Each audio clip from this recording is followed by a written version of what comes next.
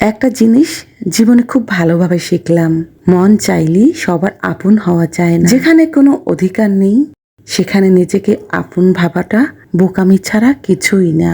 আসসালামু আলাইকুম বন্ধুরা, কেমন আছেন? চলে এসেছি একটি বড় ভিডিও নিয়ে। এটা হচ্ছে গ্রামে ছিলাম তখনকার ভিডিও। যাই হোক, এখানে আপনাদের ভাইয়া নামাজ পড়ে উঠেছে। এটা বিকালের টাইম, আসরের সময়। প্রচুর বৃষ্টি হচ্ছিল বাইরে, বৃষ্টিতে বেশ আম পড়েছে। মাহি আবার সেই আমগুলো কুড়িয়ে এনেছে। যাই হোক, বিকেলবেলা সবাই মিলে আম কেটে খাওয়ার আয়োজন চলছে। আমার শাশুড়ি আম কাটছে, আমি কাটতে চেয়েছিলাম, সে বলল না আমি কেটে দেই। দু একটা আমে পোকা ছিল, এর জন্য বললো যে আমি কেটে দেই, অসুবিধা নেই। এটা পরদিন সকালে আমাদের একটি জামরুল গাছে জামরুল হয়েছিল বেশ, কিন্তু আমি যেহেতু ছিলাম না, খেতে পারিনি। তো আমার শাশুড়ি বলল নাও, একটা জামরুলি ছিল গাছে, সেটা আমাকে পেড়ে দিল। এগুলো পাখিতে খেয়ে ফেলে। যাই হোক, আপনাদের ভাই আজকে টুকটাক কাজ করছে। সে গ্রামে আসলে এমন কাজ করে, মনে হয় যেন সে কাজ না করলে তাকে আমরা খেতে দেব না। মানে প্রচুর পরিশ্রম করে, টুকটাক বাগানে কাজ করছে আজকে। এই বাগানটা আমার প্রথম প্রেগন্যান্সির সময় এই গাছগুলো লাগানো হয়েছে।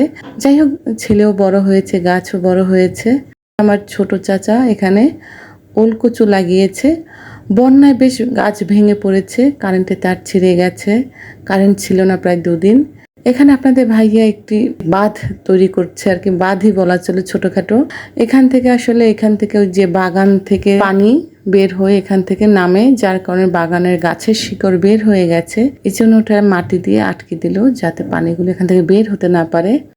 গতকালকে তো বন্যায় বেশ আম পড়েছে, তো আজকে কিছু পাকা আম ছিল গাছে, কিছু বলতে বেশ ভালোই আম ছিল।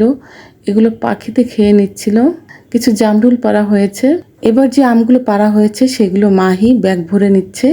বেশ ভালোই আম পড়েছে, এগুলো প্রায় আধা ব্যাগ হয়েছে ব্যাগগুলো। প্রতিদিনই বেশ ভালো আম টোকানো হয়। সকালবেলা ঘুম থেকে উঠে আমার শাশুড়ি আম টোকায় প্রতিদিন সকালে।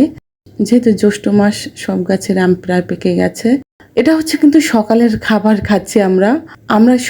খুব সকালে ঘুম থেকে উঠেছি, অনেক কাজ বাজ করেছি, যার জন্য আজকে খেতে বেশ দেরি হয়ে গেছে। খিচুড়ি রান্না করেছিলাম, ঈদের পরবর্তী ছিল, যেহেতু কোরবানি ঈদের পরবর্তী সময়ের ভিডিও। গরু মাংস দিয়ে খিচুড়ি খেতে বেশ ভালো লাগে। সবাই মিলে খিচুড়ি খেয়ে নিয়েছি। আমার বড় ছেলে এবং আমার শাশুড়ি খিচুড়িটা বেশ পছন্দ করে, তবে আমার শ্বশুর উনি খিচুড়ি খেতে চান না, উনি রুটি খেতে পছন্দ করে। এটা বিকেলবেলার ভিডিও, সবাই বাগানে খেলা করছে। এই বাগানেই আপনাদের ভাইয়া সকালে কাজ করেছে, বাচ্চারা এখানে খেলা করছে। আমার চাচা শ্বশুর তার নাতির সাথে দুষ্টুমি করছিল, সেও তার সাথে বল করছিল, খেলা করছিল আর কি। আমার শ্বশুর বলল সবাইকে ডেকে নিয়ে এসো, তাল কাটবো। আসলে গ্রামের বাড়ি, বিকেলবেলা সবাই মিলে তাল খেতে খুব ভালো লাগে। যদিও আমাদের 2 বছর ধরে তাল খাওয়া হয়নি, কিনে খাওয়া হয়েছে। বাড়িতে গিয়েছিলাম তখন তাল কাটার লোক পাওয়া যায়নি, যার জন্য তাল খাওয়াও হয়নি। যাই হোক, এখানে আমার শ্বশুরে তাল কেটে দিচ্ছিল, আমরা সবাই মিলে তাল খাচ্ছিলাম। নাফি তো বেশ যুদ্ধ করছে, উঠাতে পারছে না। পরবর্তীতে ওর দাদি অবশ্য উঠিয়ে দিয়েছে। আমি আবার একটি কাপড় দিয়েছি যাতে গেঞ্জিতে না লাগে, তাহলে কিন্তু গেঞ্জিতে দাগ পড়ে, গেঞ্জি প্যান্টে যাতে দাগ না পড়ে, এই জন্য খেয়াল রাখতে বলেছি। এখানে মাহি নিজেই তাল উঠিয়ে খাচ্ছে। যাই হোক, সবাই মিলে খুব মজা করে তাল খেলাম।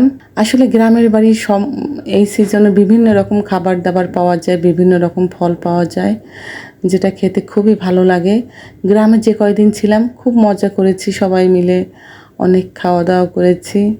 যে কোনো ফল গ্রামে বসে যেরকম তৃপ্তি করে খাওয়া যায়, শহরে যতই আমরা কিনে খাই না কেন সেরকম তৃপ্তি পাওয়া যায় না। আমার শ্বশুর শাশুড়ি তারা নাতিদের ভীষণ ভালোবাসে, নাতিদের জন্য সব সময় কি খেতে চায়, কি পছন্দ করে, এগুলো সব সময় জোগাড় করার চেষ্টা করে।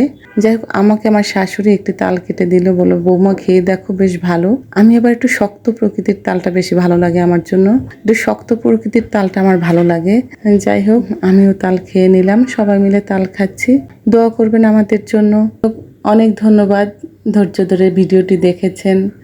আমার ফেসবুক থেকে দেখে থাকলে ফলো করবেন, আর ইউটিউব থেকে দেখে থাকলে চ্যানেলটিকে সাবস্ক্রাইব করবেন। আমাদের জন্য দোয়া করবেন। সবাইকে অনেক দোয়া ও শুভকামনা রইল। আসসালামু আলাইকুম।